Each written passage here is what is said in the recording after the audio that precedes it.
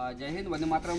मैं हूं महेंद्र के वंदे मातरम यूट्यूब चैनल में आपका स्वागत है। और जैसा कि आप लोग देख रहे हैं, यहाँ पर हमारे साथ में आज सीपीओ की जो फिजिकल पास करने वाले बच्चे बैठे हुए हैं। तो आज हम लोग इन लोगों से जानेंगे कि वहाँ पर आप लोगों का किस प्रकार से आप लोगों का मार्जन हुआ, किस प्रकार से यहाँ से गए, डॉक्यूमेंट्स वेरिफिकेशन से लेकर सारी भर्ती की सारी संपूर्ण जानकारी आप लोगों को हम इस वीडियो के माध्यम से देने जा रहे हैं। तो योगेश हमको बताएंगे कि वहाँ पर क्या एक्सपीरियंस रहा उनका, कैसा क्या वहाँ पर डॉक्यूमेंट्स वगैरह वेरिफिकेशन हुए, उसके बाद फिजिकल में क्या क्या इवेंट्स हुआ, सीक्वेंस बाई कौन कौन से इवेंट्स किस प्रकार से हुए और टाइमिंग आप लोगों को किस प्रकार से कितना दिया गया, ये सारी चीज़ें आज हम लोगों को डिस्कस करना है। नेक्स्ट टाइम आपके लोगों के लिए भी ये चीज़ याद होनी चाहिए। तो योगेश। हाँ, हाय। मेरा फिजिकल 31 जनवरी को था और हम लोग को रिपोर्टिंग टाइम दिया गया था 6 बजे। तो ऑलमोस्ट जितने लोग थे सब लोग 6 बजे आ गए थे। तो लाइन में लगे और धीरे धीरे सबकी एक एक करके एंट्री हुई। गेट पे ही आपका एक ओरिजिनल आईडी और जो एडमिट कार्ड है वो सबसे पहले चेक किया गया, उसी के बाद आपको एंट्री की गई। उसके बाद जो आप बैग कैरी करके जाते हैं वो गेट पे ही चेक किया गया। अगर आप कुछ इलीगल मेडिसिन या ड्रग कुछ भी लेके जाते हो तो वो लोग सब बाहर कर देते हैं। मतलब आपके पास केवल खाने का फ्रूट्स ही होना चाहिए और नॉर्मल सामान ही होना चाहिए, उसके अलावा अगर और कुछ रहा तो वो लोग बाहर कर देते हैं। तो आप कोशिश करिए कुछ भी अलग से एडिशनल चीज़ें ना ले जाए। उसके बाद एंट्री के बाद हम लोग को बिठाल दिया गया। 24-24 के बैच बनाए गए, जिसमें रनिंग भी 24-24 के बैच में की गई। सब लोग को प्रोसेस वाइज 2-3 बार बिठा बिठा के आगे ले गए और फिर प्रोसेस की गई। उसके बाद डॉक्यूमेंट वेरिफिकेशन हुआ, तो एक फॉर्म दिया गया हम लोग को फिल करने के लिए। तो वो फिल करने के बाद हम लोग डॉक्यूमेंट वेरिफिकेशन के लिए गए। तो वहाँ पे ओरिजिनल आईडी, आपकी एडमिट कार्ड और उसकी, अगर आपको दिल्ली पुलिस के लिए एलिजिबल हो तो आपको एक ड्राइविंग लाइसेंस लगेगा। ये मस्ट है, आपको ओरिजिनल भी लेके जाना है और उसकी एक फ़ोटोकॉपी भी लगानी है। तो आप अगर फ़ोटोकॉपी नहीं ले जा पाए तो फ़ोटोकॉपी ज़रूर ले जाए, क्योंकि वहाँ का स्टाफ मतलब स्ट्रिक्ट था इस मामले में कि आप फ़ोटोकॉपी ज़रूर लेके आए। उसके बाद ये आपका पूरी फाइल बन जाएगी और ये फाइल आपको सीधे एंड में जब आप पास हो जाओगे या फेल हो जाओगे, उसी के साथ पूरी फाइल आपकी मतलब सील की जाएगी। और आपको अगर आप पास हो तो पास का एक फॉर्म दिया जाएगा और आप रिजेक्ट हो तो आप रिजेक्ट का एक फॉर्म दिया जाएगा। उसके बाद लगभग हम लोग को 6 बजे जो एंट्री हो गई थी गेट के अंदर, हम लोग 7:30 या 8 बजे एंट्री हो गई थी हमारी।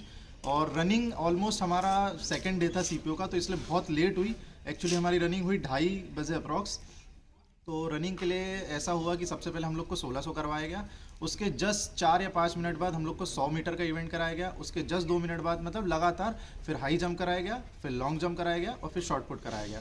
ये 5 इवेंट होने के बाद हम लोग को फिर एक जगह गैदर करके एक क्वालिफाइड वाली फ़ोटो खींची गई और जो नॉन क्वालिफाइड हुए थे उनकी एक अलग फ़ोटो कैप्चर करी गई, क्योंकि उन लोग को हमेशा पूरा हर डाटा और जितना फ़िल्टर कर सके वो लोग, ये चीज़ बहुत इंश्योर रहते हैं। हम लोग का एसएसबी भोपाल में हुआ था, यहाँ पे चंदूखेड़ी में। उसके बाद जो भी क्वालिफाइड है उन लोग को एक अलग से बिठाया गया और जो नॉन क्वालिफाइड है उन लोग को एक अलग सेपरेट बिठाया गया।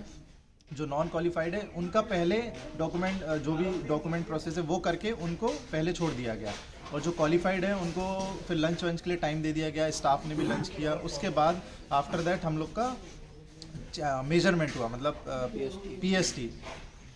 अच्छा, हाँ। अच्छा, एक चीज़ और मैं कह रहा था कि जैसे हर जो इवेंट्स होते हैं तो इवेंट्स के बाद आपको कितना समय दिया जाता है नेक्स्ट इवेंट के लिए? नेक्स्ट इवेंट मुश्किल से सर 4 या 5 मिनट, और मतलब 1600 से 100 में 4-5 मिनट दिए। बाकी इवेंट 100 होते से तो 2-2 मिनट में ही वो लोग ने करवा दिया। 4 से 5 मिनट का एक इवेंट के बाद सेकंड इवेंट के लिए 4 से 5 मिनट का आपको टाइम मिलेगा। और 100 मीटर के बाद तो सर 2-2 मिनट में, मतलब 100 मीटर हुआ है तुरंत 2 मिनट बाद लॉन्ग जंप, तुरंत 2 मिनट बाद हाई जंप। आप ये डिपेंड करता है कि जैसे आपके 24 का जो बैच रनिंग करवाई गई, अगर 24 में से 10 पास हुए तो वो थोड़ा सा टाइम खिंच जाता है कि पहला बंदा गया फिर 10वां बंदा गया। और किसी बैच में जैसे ये प्रहलाद है तो इसके बैच में 3 ही लोग पास हुए थे 24 में से। तो इनका बहुत जल्दी हुआ कि 100 हुआ तुरंत बिल्कुल लॉन्ग जंप आ गया, तुरंत हाई जंप आ गया।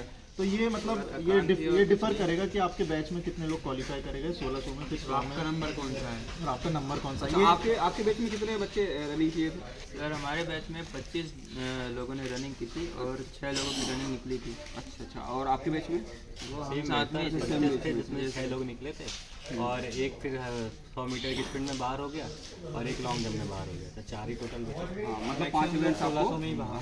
लेकिन अच्छा, एक चीज़ और मैं पूछ रहा था, आपसे पूछ रहा था कि सबसे ज़्यादा व्यक्ति कौन सी इवेंट्स में फेल हो रहा है? सबसे ज़्यादा व्यक्ति आउट हो रहे हैं 1600 में, फिर उसके बाद हो रहे हैं हाई जंप में। अच्छा, मतलब 1600 और हाई जंप, ये 2 इवेंट है जिसमें सबसे ज़्यादा बच्चे डिस्क्वालीफाई हो रहे हैं। एक चीज़ बताना भूल गया था मैं कि जब हम लोग का डॉक्यूमेंट वेरिफिकेशन हो रहा था, मतलब बाहर तो एक डॉक्यूमेंट हम लोग को वेरीफाई कर ही रहे थे, एक इंटरनली उनकी जो थम और फोटो वाला जो डॉक्यूमेंट वेरिफिकेशन हुआ था, वहाँ पे उन लोगों ने चेस्ट नंबर प्रोवाइड किया गया था। तो आपको जो चेस्ट नंबर प्रोवाइड किया गया था उसी चेस्ट नंबर के सीक्वेंस से ही बैठना है, और जब आप सुबह से जब आपको चेस्ट नंबर प्रोवाइड किया गया तो वो शाम तक, जब तक आप गेट के बाहर ना निकल जाओ, आपको क्वालिफाइड का एक वो लोग फॉर्म ना दे दे, जब तक वो चेस्ट नंबर, आपकी आइडेंटिटी वही रहेगा, आपको नाम से कोई नहीं जानेगा, वहाँ आपको चेस्ट नंबर से ही जाना जाएगा। अगर आपको बुलाया जाएगा किसी तरह तो चेस्ट नंबर 44 या चेस्ट नंबर 55 उसी नाम से जाना जाएगा। बहुत बढ़िया। तो आप लोग भी हमारे YouTube चैनल से आप लोग जुड़ के, और फिर जो भी एक्सपीरियंस है और जिस चीज़ में आपको जो प्रॉब्लम जा रही है तो आप लोग बिल्कुल कमेंट कर सकते हैं। और बेस्ट ऑफ लक। जय हिंद, वंदे मातरम।